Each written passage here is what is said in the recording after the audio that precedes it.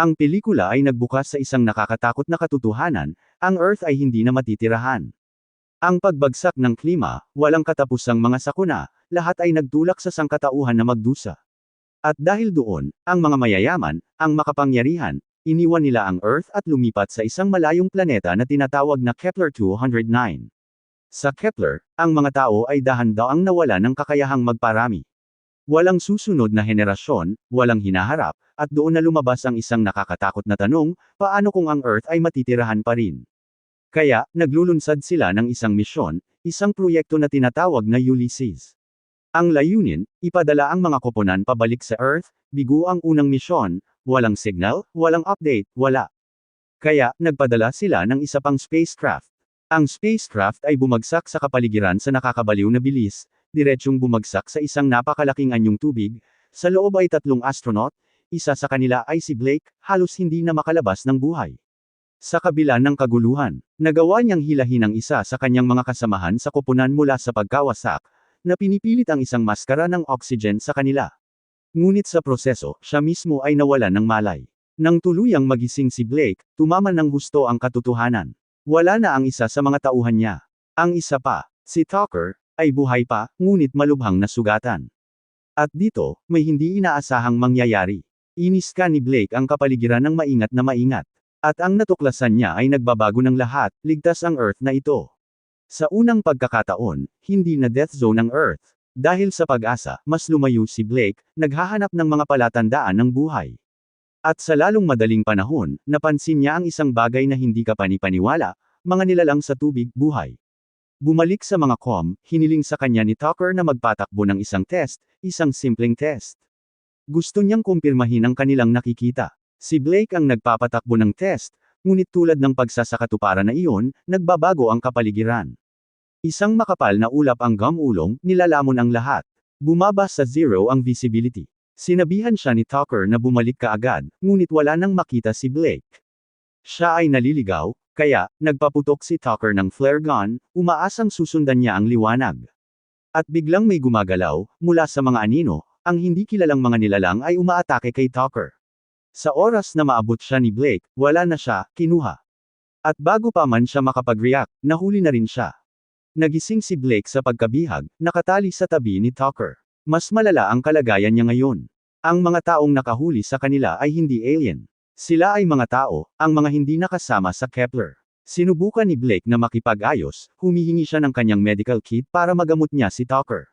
Sumasang-ayon ang grupo, ngunit kung tutulungan niya muna ang isa sa kanilang nasugatan na miyembro, may language barrier. Tanging ang pinuno nila na si Nerek lang ang nakakaintindi ng English. Gayunpaman, namamahala si Blake. Matagumpay niyang tinatrito ang nasugatan, pagkatapos ay nagmamadaling bumalik kay Tucker. Binibigyan niya siya ng isang iniksyon, nagpapatatag sa kanya, kahit sa sandaling ito. At sa panahon nito, nagbabahagi siya ng isang bagay na napakahalaga. Nakita niya ang mga bata na nangangahulugang posible muli ang pagpaparami sa Earth. Ngunit si Tucker, alam na niya kung ano ang darating. Tumingin siya kay Blake at sinabihan siya ng brutal. Kung isasama mo ako, pababagilan lang kita. At bago siya nito mapigilan, kumuha siya ng isang kapsula sa kanyang locket at tinapos ang sariling buhay. Hindi dahil sa takot, kundi isang sakripisyo. Kaya, si Blake ay maaaring tapusin ang misyon. Nalaman natin na hindi lang nandito si Blake para sa misyon.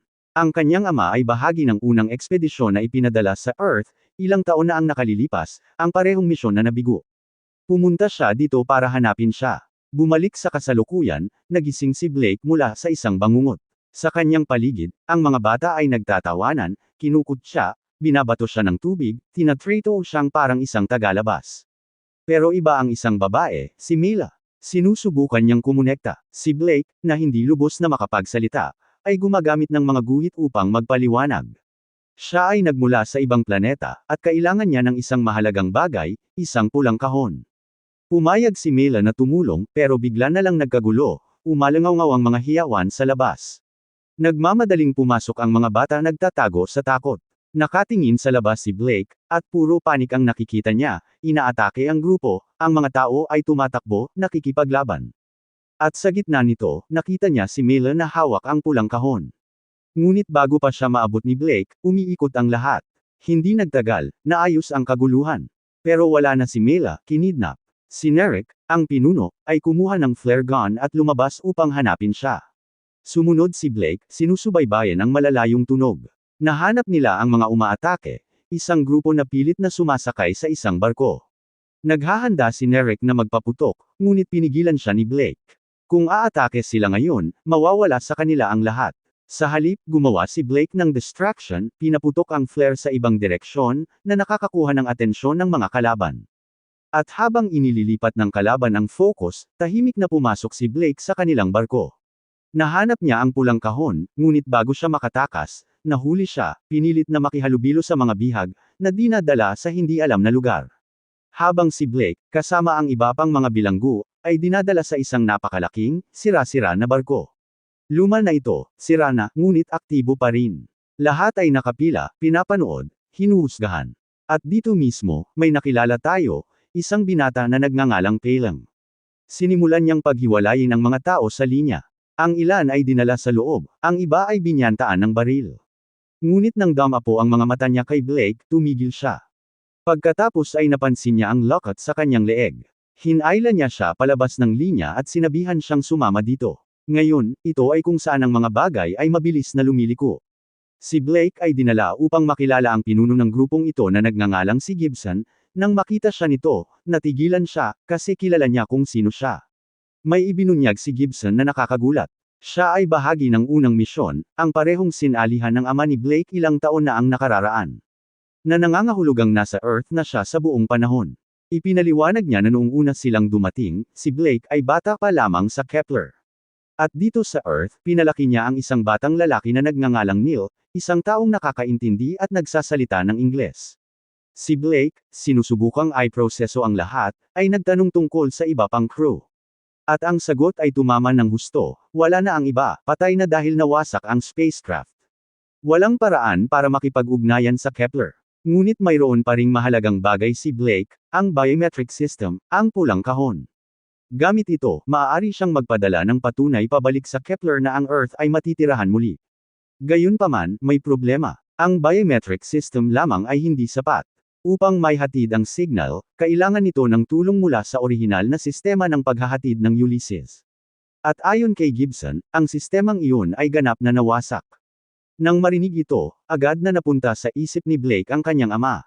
Nagtatanong siya tungkol sa kanya. At parang mali ang kwentong naririnig niya, sinabi sa kanya ni Gibson na nang dumating ang kanyang ama sa Earth, sinubukan niyang makipag-ugnayan muli sa Kepler. Ngunit sa paglipas ng panahon, ang mga tao ay nagsimulang hindi magtiwala sa kanya. Akala nila kakaiba ang kinikilos niya. Sa kalaunan, ang mga tensyon ay lumaki, ang mga bagay ay nawala sa kontrol. At sa labanang iyon, namatay ang ama ni Blake. Ipinakita sa kanya ni Gibson ang isang bagay na mahalaga, isang set ng mga advanced na disenyo ng makina, mga blueprint, gawa ng kanyang ama. Siya ay nagtatayo ng isang bagay na makapangyarihan, isang bagay na maaaring makabuo ng enerhiya at posibleng makatulong sa muling pagtatayo ng sibilisasyon sa Earth. Isang bagong simula. Pagkaalis, naglibot-libot siya at sa huli ay nahanap niya si Neil, tahimik na nakaupo malapit sa isang maliit na halaman. At binago ng pag-uusap na ito ang lahat.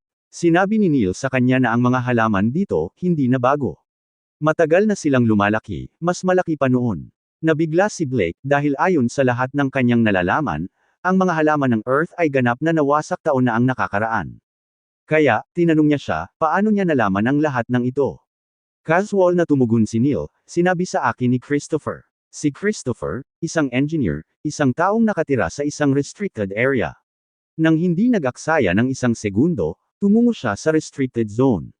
Nakarating siya sa isang selyadong pinto na may glass panel, at sa loob, may nakaupo, buhay, ito ang kanyang ama. Bago niya ito maproseso ng buo, nagpakita si Gibson sa kanyang likuran.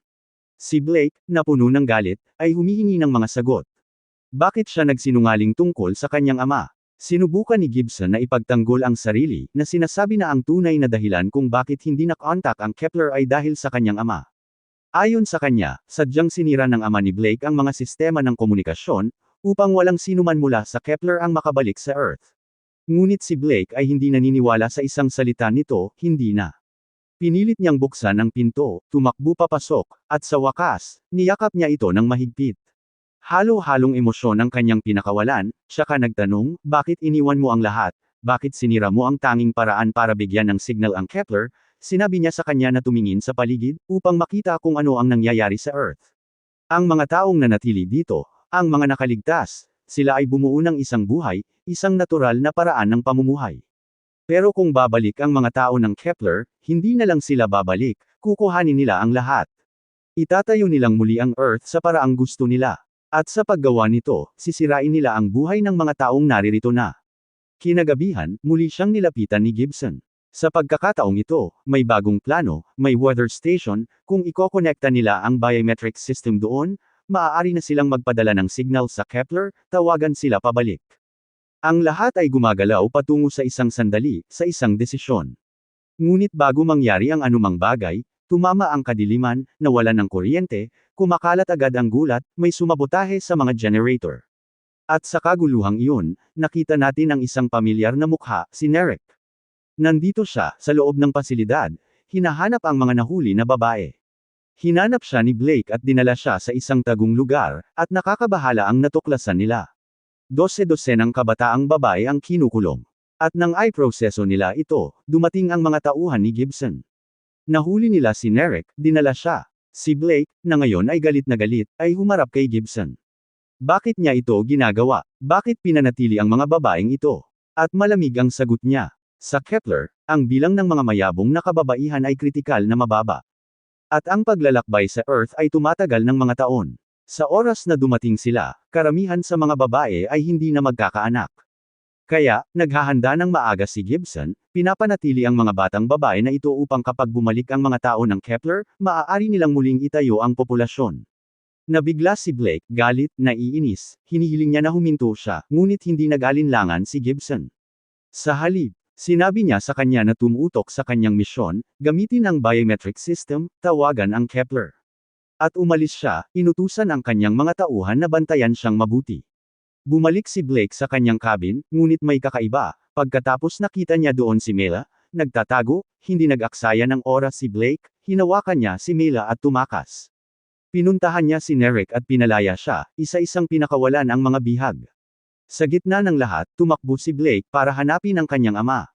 Sinasabi niya sa kanya ang lahat, kung ano ang pinaplano ni Gibson, kung ano ang mangyayari. At pagkatapos, sa isang bintana, nakita nila ito. Si Gibson, kasama ang kanyang pamilya, na umaalis, patungo sa istasyon ng panahon, ang isang lugar na maaaring magpadala ng signal sa Kepler. Lumingon sa kanya ang ama ni Blake, at ang boses nito ay may pagkaapurahan. Kung ipapadala niya ang mensaheng iyon, matatapos ang lahat. Dahil kapag dumating na ang mga tao ng Kepler, uubusin nila ang lahat ng nasa Earth, kukunin nila ang lahat. Nagdesisyon si Blake, mabilis siyang kumilos. Pag-abot sa istasyon, nakita niyang pinapagana na ni Gibson ang signal, na kumukonekta sa biometric system. Gumagamit siya ng sample mula kay Neil. Humakbang si Blake at sinabihan siyang huminto. Ngunit lumingon si Gibson, nakataas ang sandata. Sinabihan niya ang ina ni Neil na ipaliwanag ang lahat. Si Neil ay kapatid ni Blake, ang kanyang sariling kapatid, na naiwan, ang anak ng kanyang ama. Si Gibson ay hindi nag-atubiling panatilihin ang kontrol. Inaalis niya ang isang taong maaaring pumihil sa kanya. Nahulog ang nanay ni Neil, wala na. At ngayon wala ng choice si Blake. Upang iligtas si Neil, ibinaba niya ang kanyang sandata at kinumplito ni Gibson ang paghahatid. Ang signal ay ipinadala. Gumalaw si Blake, sa isang segundo ay umatake siya. Nagpupumiglas sila, nadulas, bumagsak sa tubig sa ibaba hanggang sa tuluyang tumigil sa paggalaw si Gibson, tapos na. Pero si Blake, wala na siyang lakas. Bumigay ang kanyang katawan. Nagsisimula siyang lumubog, nang bigla isang kamay ang umabot sa kanya, ito si Nerek na hinayla siya pabalik, kinalagad siya palabas ng tubig, iniligtas ang kanyang buhay. Umubo si Blake, bumalik ang hininga, nakita natin silang magkasama, sina Blake, Neil, ang kanyang ama, at ang mga nakaligtas, lahat ay nakatayo sa Earth. Pero sa pagkakataong ito ay iba ang pakiramdam dahil ngayon ay alam na nilang ipinadala na ang signal, darating ang Kepler. Umupo si Blake sa tabi ni Neil, nakatingin sa kanya.